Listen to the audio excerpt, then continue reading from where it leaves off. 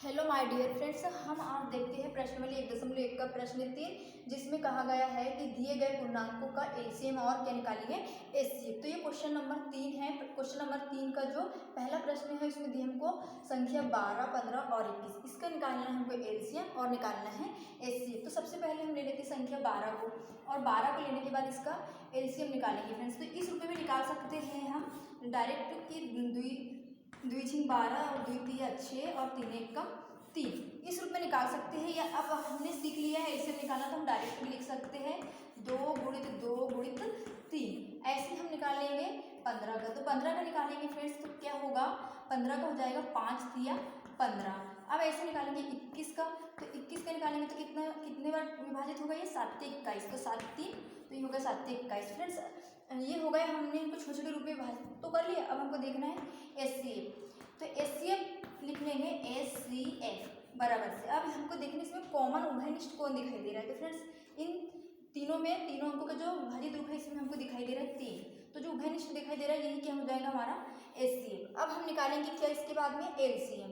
तो एलसीएम निकालने के लिए हम लिख देंगे एलसीएम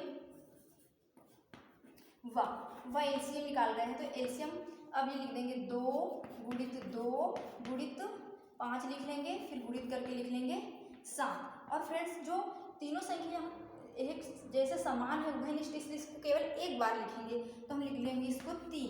अब इसके बाद में इंटू कर लेंगे, तो ये हो जाएगा 2 दूनी 4 और 4 तिया 12, और फिर इसमें 5 गुणित 7। तो फिर फ्रेंड्स अब क्या करेंगे, इसको और इंटू कर लेंगे तो 12 पंच हो जाएगा 60, और 60 में फिर हम 7 का गुणा करेंगे तो क्या होगा, ये 0 हो जाएगा, 6 7 42। तो यही क्या होगा हमारा उत्तर। तो ये क्वेश्चन नंबर 1 का उत्तर आपको समझ में आ गया होगा फ्रेंड्स कि हमने इसको कैसे हल किया है। अब फ्रेंड्स हम क्वेश्चन नंबर 2 देख लेते हैं। तो 2 में क्या है, संख्या दी है हमको 17, 23 व 19, इसका एलसीएम और एचसीएफ हमको निकालना है। तो सबसे पहले हम लिख लेते हैं 17। अब फ्रेंड्स जो 17 है वो एक अभाज्य संख्या जो 1 से विभाजित होंगी और स्वयं से, इसलिए इसको कर देते हैं हम 1 गुणित 17। ऐसे ही अब हम देख लेते हैं 23 को। तो 23 को हल करेंगे फ्रेंड्स, तो 23 भी एक अभाज्य संख्या, इसलिए इसका भी जो विभाजित रूप हो जाएगा वो क्या हो जाएगा 1 गुणित 23। अब ऐसे हम देख लेते हैं व 19 को।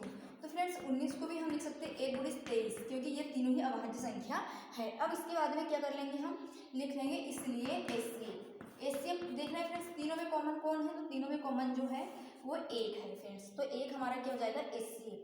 अब हमको निकालना है एलसीएम। तो यहाँ लिख देते हैं हम बा एलसीएम। एलसीएम बराबर से लिख लेंगे 17 गुणित 23 गुणित 19, और जो 1 है उसको लिख लेते हैं एक बार।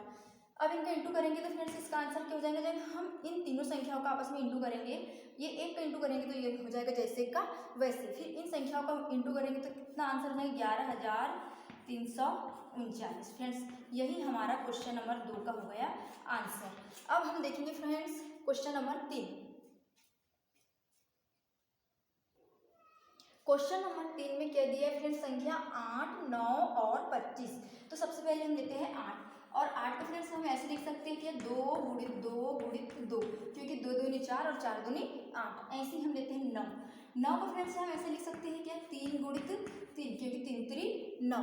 फिर ऐसे लिखते हैं 25। तो 25 को हम क्या लिख सकते हैं, 5 गुणित 5 लिख सकते हैं कि 5 25। अब फ्रेंड्स इन तीनों संख्याओं को हमने देखा कि इनका जो विभाजित रूप है, जो गुणनखंड है, इसमें कोई कॉमन संख्या हमको दिखाई दे रही है क्या, नहीं, इसलिए इसमें कॉमन कुछ नहीं है। तो क्या मान लेंगे हम 1। जिसमें कॉमन संख्या हमको नहीं दिखाई दे तो उसमें हम मान लेते हैं कि कॉमन संख्या क्या है 1, इसलिए इसका क्या हो जाएगा एचसीएफ। एचसीएफ कितना हो जाएगा फ्रेंड्स 1।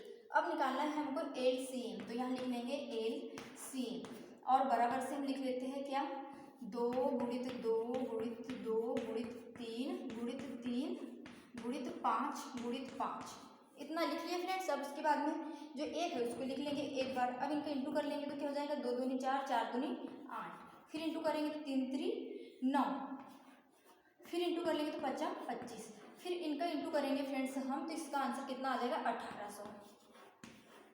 तो यही हमारा क्या हो जाएगा उत्तर।